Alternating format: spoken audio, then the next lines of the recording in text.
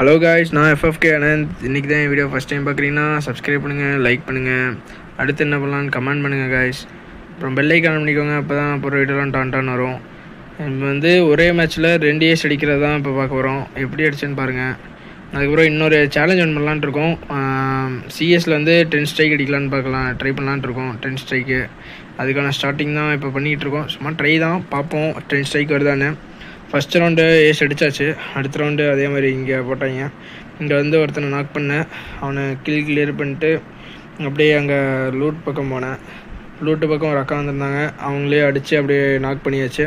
Knock பண்ணி அந்த அக்கா ரிவைவ் பண்ண ஒருத்தன் வந்திருப்பான், அவனே அடித்து கிளியர் பண்ணியாச்சு. கிளியர் பண்ண கையோடையே அப்படியே அந்த பக்கம் போனோம். அந்த பக்கம் அந்த மஞ்சள் சொக்கா போட்டுன்ட்டு ஆரஞ்சு சொக்கா போட்டுன்ட்டு இருந்தாப்புல.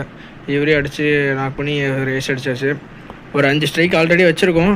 அது கடைசியில் போடுறேன் பாருங்கள். கொஞ்சம் சப்போர்ட் பண்ணுங்கள், அப்போ தான் மோட்டிவேஷனாக இருக்கும்.